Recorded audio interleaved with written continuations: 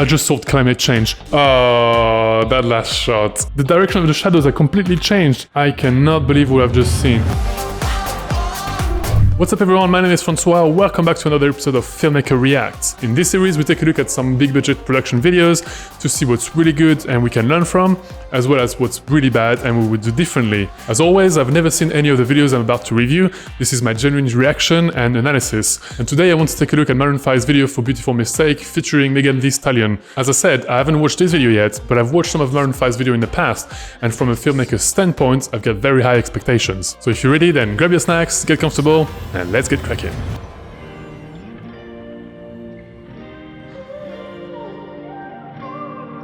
Is this all 3D? Oh. Oh, okay, it's all on print screen. It's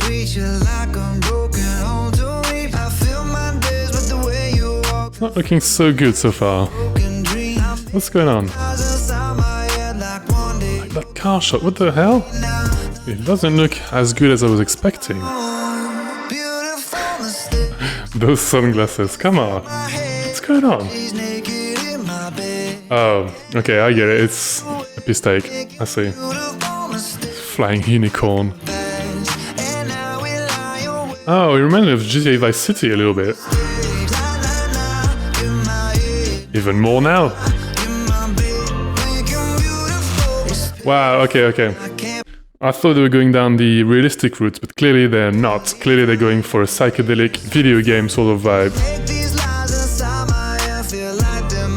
So now that I've seen the psychedelic side of things, I've got very different expectations now.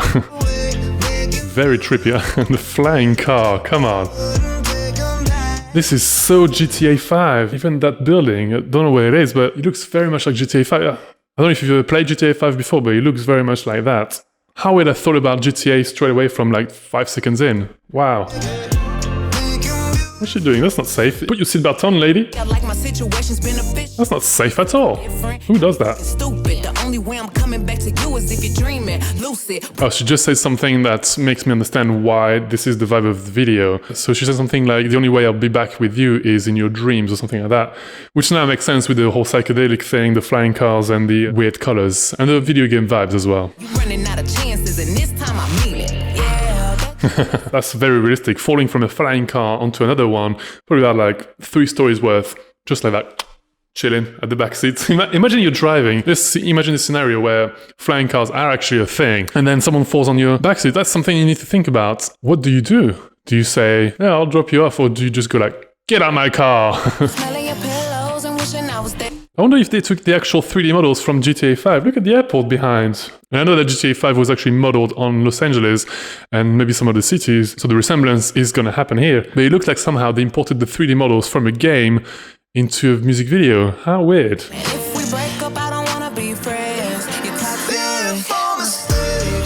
she doesn't want to be friends, she doesn't want to be back with him, but she's in his car. She just dropped like out of nowhere in his backseat.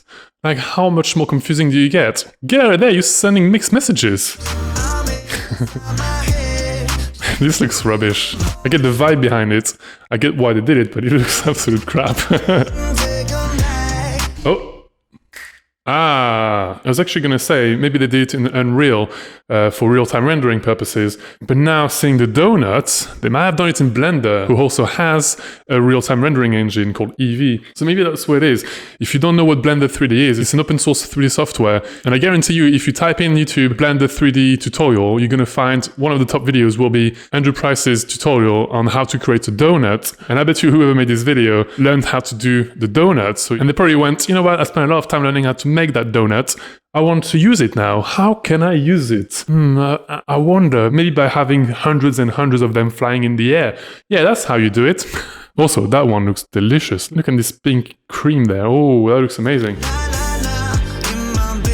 This looks terrible. Wow.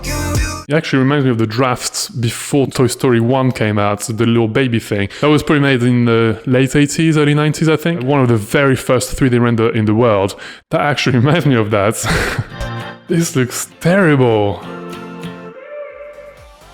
Look at them so proud. Oh, that last shot. What a cliffhanger. They're not gonna be together, but it's still chill with the donuts. Did they make up again? Are they gonna go out again together or just friends? We don't know. Okay, I've watched the video for the first time now and I must say, it did not meet any of my expectations whatsoever. From a filmmaking and VFX standpoint, having seen some of the Maroon 5 previous videos, I was expecting something really high-end, really realistic, and really satisfying to watch with strong visual storytelling. But I must say, the bar has been put very, very low. And now I actually need to change hats completely and take everything with a pinch of salt and see it with a more of a tongue-in-cheek sort of element to it. So let's go back and analyze some of the more iconic shots now. So the first thing that sort of gave me the idea that it might be totally different from what I was expecting was literally the first frame that you can see here. Initially I thought it might have been a JPEG that was just tracked in the footage, but now having seen it, it's just a 3D world, and I guess the building has just a JPEG as a texture. I'm guessing the main thing that really gives it away is the lighting. The fact that the building have a very, very rough textures with all the bricks and the grit and everything, and you don't really see any of that on that part of the building, or even in the shade if you even look closer. It looks like they haven't put the render settings to the max. It actually looks like the basic render settings in Cinema 4D. Yeah, look at that. Look, what's going on there? That beanbag is not casting any shadow, it doesn't have any contact shadow, which makes it look like it's just hovering. How weird. Surely you'd think about that. Look, oh my god, the more I look at it, this pole doesn't have any shadows, this pole doesn't have any shadow, this fire thing doesn't have any shadows. What's going on there? Like, I'm willing to make my standards lower a little bit just because of the comedic aspect, but come on, that's just VFX 101. It's all about the lighting. Wow. Wow. Not to diss whoever made this, I'm sure they're very capable of making amazing visual effects, and I'm sure they made this with intent, but that's just very strange. I was not expecting any of that. Something very uncanny about the green screen element as well. It doesn't look like the cutout of Adam Levine matches the background whatsoever. The colors don't match, the shadows don't match. Let's have a look. So the darkest point that you can see in the background is this shade of dark green. But the darkest point on the green screen footage is even darker. So I'm guessing maybe what they should have done is reduce the shadows and make them darker on the back plates, or just raise the ones from the green screen element. Either way, this does not look like it's meant to be together. As well as the shadows, the highlights don't match.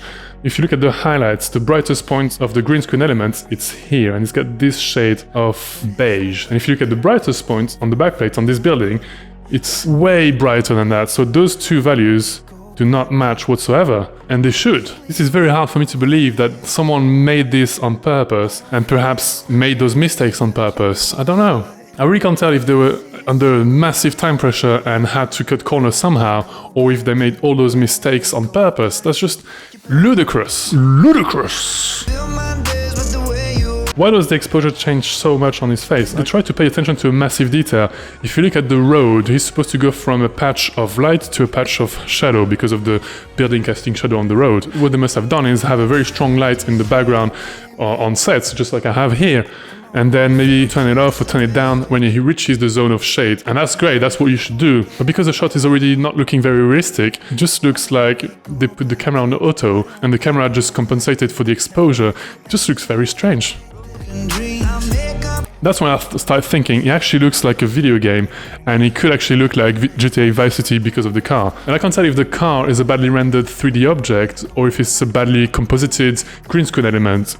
Either way, it's not looking very good. Look at that. For what I'm guessing is convenience purposes, they've put the car in the shade of the building. This way you probably don't have to add shadows on the ground. But then since the car is in the shade, it's way too bright to be realistic. Look at the top, the sides, the back, it all looks like it's directly in the sunlight. They should have made it much darker.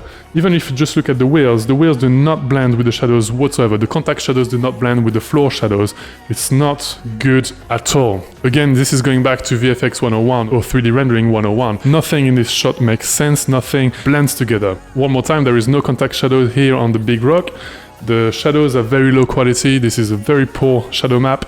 The fog is way too strong for the distance that it's at. It's only like 2-3 blocks away. Supposedly it's a sunny day because of the harsh shadows. The fog should not be visible 3 blocks away. Doesn't matter how much pollution you have, this is not realistic.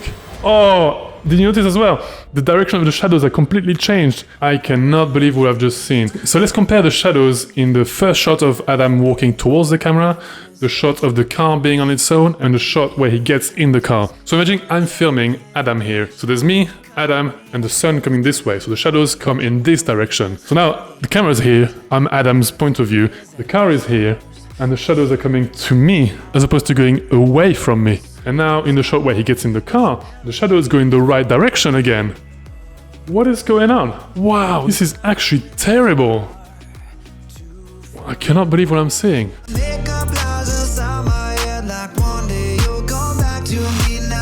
Also, I might be wrong, but did they change the 3D models of the buildings between this shot and that shot? I think they have. So you can see there's quite a narrow footpath here. There's the orange building with 1, 2, 3 rectangular windows. There's a 35 speed limit sign. And here, I can't find the orange building anymore to start with. The footpath looks quite wide with some telephone poles, which you don't see here very well. Maybe that's this pole here. And the sign definitely doesn't say 35 speed limits at all here. It does here, 35, but now it doesn't here. What is going on? Also, the colors look more saturated here than they do here. The buildings are darker than they are here because obviously the sudden change of direction of the sun. Oh god, this is terrible. Now it actually looks like a video game. Look at the low poly quality of those trees. It's literally like one plane per branch, not to mention the flying unicorn at the background. This, to me, should have been the opening shot, because straight away it puts the expectations of the viewers in a totally different place to the first shots. The first shot, you expect realistic, cinematic shots, but with this shot on the other side, you expect something that's almost video game-like, cartoony, comedic, humoristic. So that sudden change of expectations from the viewers, it just puts you in a very weird position. It's a bit too clumsy. That really looks like the area near the airports in GTA 5, if you've ever played this game. It's very weird. But now we're in a completely different, crazy world. Now we have psychedelic colors, we have the hue changing like it does in Windows Movie Maker's templates from 2005 or something. Now we're in a completely different environment and style of videos. The sea is yellow, the trees are blue, the sky is some kind of pink shade. What the hell's going on? So now I've made my point. The expectations are very low, or at least very different from the ones I had before watching that video. So let's just look at that from a more creative and crazy perspective now. Terrible cutout. Look at that. Look at the fringing on that. Oh, it's painful to watch. I'm trying to keep my expectations on the creative and crazy side, but my mind just keeps going to the high-end, cinematic, realistic expectations. It's just really painful to watch. I'm trying to stay on that side, but my mind just goes back there automatically. I need to make a conscious effort not to expect anything realistic here. Oh my god, look at that, he's on top of the sign now. What have I started? Right, that 3D models really reminds me of like running away from the cops in GTA 5. It really makes me want to play this game again. I haven't played it in ages. Mostly because when you play online on GTA 5, you get killed every 5 seconds. It's just annoying. You just want to kick back and relax and play some of your favorite games and, you know, your favorite missions. And then you have some 12-year-olds who's been playing so much, who's way better than you, who just kills you instantly. And you're like, I just want to play games. I just wanted to play my favorite game for a minute without dying like a loser. Oh my god, sparkles now. Rainbow sparkles coming out the car, yay! And this is a solution for the end of pollution. It's not Tesla, it's not electric cars, it's vehicles and cars that create rainbow sparkles instead of CO2. Nailed it! I just solved climate change. Yes! Yes! You did me wrong cause I let you. Right, so clearly the cars are real and she's literally just against the green screen doing like all this and standing up and everything. But she's supposed to be flying in the air and her hair is just perfectly following gravity. She should be like blown in the back and on her face and everything. This is not happening. I'm coming back to you as if you're dreaming. Oh, yes. I cracked the code. I cracked it. I cracked it. So, okay, one could argue that the crazy shots going on here, the wacky colors, the render settings being low, the direction of the shadows changing, the position of the sun changing, and all that stuff could be just a reflection and a visual storytelling version of the lyrics. So especially when I review and react to music videos like I have so far, make sure you check the playlist by the way, I always make the point that the filmmaking, the shots, the visual storytelling should reflect not only the lyrics, and the story going on within the lyrics, as well as the vibe and the mood of the song. The instrumental, is it heavy, is it fast, is it hectic, is it light, is it dark? And for example, in the episode where I review Chris Brown's music video for Go Crazy, I made the point that some of the shots are completely wacky, like he jumps off a plane and his shades stay on. There's a shot where a woman's face literally gets divided into 4 pieces. Make sure you go and check it out because it's really cool. The music video finishes on a pull-away shot of a mental institute, suggesting that Chris Brown was talking about a girl who was making him crazy, and all those wacky shots sort of fall under that meaning and that subtext, and that was really cool. It actually took me by surprise. I did not see it coming. Here you could argue that it's the same thing. Megan's lyrics go, the only way we could be together is in your dreams or something like that. That to me now explains why you have flying cars, why you have almost like an unrealistic video games going on, because it's fictional and the singer's in his head imagining this girl coming back to him or something like that. So that's cool, the visual storytelling aspect is here. But now, how is it executed? I don't know, you tell me, what do you think? Does this look realistic? Does it look cinematic? Does it look overall and conventionally good? In my opinion, it does not. Does it look crazy? Does it look wacky? Does it look like it's fictional? Does it look surrealistic? Yes. So in a way, from a filmmaker's point of view and a VFX artist's point of view, this is mission accomplished. I just feel like they put the slider of the craziness way up, way up. Oh my god. Where do I start? Okay, let's just rewind a little bit because I think this is very interesting. She's flying higher than Adam in her car. She sits on the side of the car and then he gets to this amazing shot. I wish I'd been there when they shot that, because literally she's just sitting on her bum on the floor like that. Not moving whatsoever, there's no camera movement whatsoever.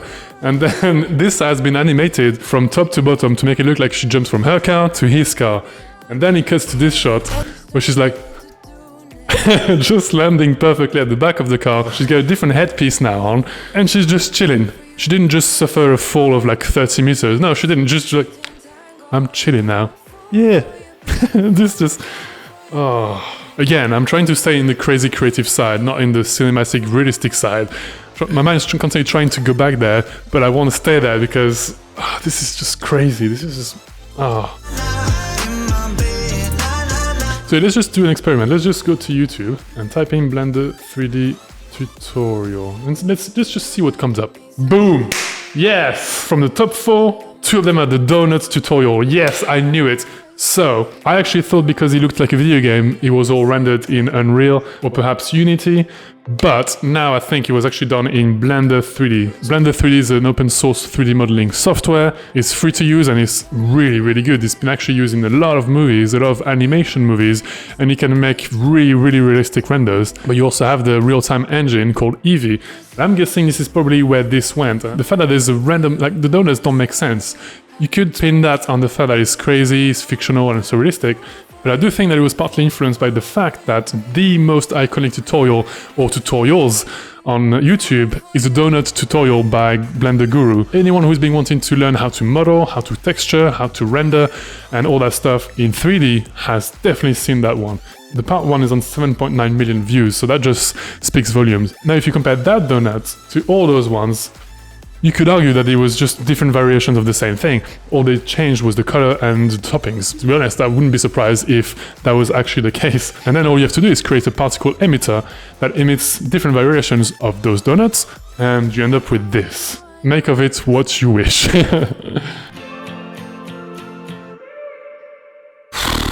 What have I just seen? Honestly, this is crazy as hell. I really can't believe this was the video for Maroon 5. I've seen some of their other stuff and it's always been very high-end, very big production. This is just... I need to sit down after watching this. So again, did they translate the meaning of the song, the meaning of the lyrics into a visual format, a visual storytelling? You could argue that yes, they did. It's more obvious when the rap section comes, when Megan says, we're not gonna be together, we're not gonna be friends, we're only gonna be together in your dreams. And that's what really gave me the massive clue, is that this was all a fictional world, it was all in his mind, in his imagination, and it was never gonna happen. What you see is never gonna happen, them going back together is never gonna happen. Got it. I got that. But then he goes so far down the psychedelic creative route, as opposed to what I was expecting myself, and probably you as well the first time you watched it. I was definitely expecting something more towards the realistic and cinematic vibe. Did they have to go this far down? Maybe not. But the thing is, it does tick another box, which is having something unique about your video that makes it easy to remember. If you go and watch my first Filmmaker Reacts episode, the one about AJ Tracy's video, I made the point that there wasn't really anything unique about the video. Yes, it's technically executed well. Yes, it's visually okay, but there isn't anything that makes you go, oh, this is the music video with insert something unique here. Chris Brown music video, yes, there's a few things that are unique. The face that opens, the skydiving was cool, the Dragon Force music video, the neon style, Tron-like Tokyo vibe. Yes, there is something unique. This one is the unrealistic, poorly rendered, badly executed music video. From a VFX artist standpoint, as opposed to a filmmaking standpoint, I don't think I've got anything good to say about this. I'm sorry. I'm genuinely disappointed. And I find it hilarious. So let me know down in the comments below what you think. Do you think I'm right? Do you think they completely missed the point? Or do you think I've missed the point and I should watch it from a totally different mindset? Let me know in the comments below because I'm really curious to know what you think. So that's what I have to say about Maroon 5's music video for Beautiful People. I hope you enjoyed it, I hope you find it entertaining and educational at the same time. If you did, I would really appreciate it if you could give this video a like, as it really helps with the YouTube algorithm. Also, if there's anything else you want me to react to, any music videos, any trailers, any scenes from movies, or anything you want me to analyze, feel free to leave that in the comments below because I checked every single one of them. Also, I now post twice a week. I post a reaction video every week and a tutorial every week. So make sure you get subscribed and hit the notification bell so you don't miss any of my future videos. Finally, if you're wondering what to watch next, I recommend you watch this video right here. Thanks again for watching. My name is Francois. See you next week.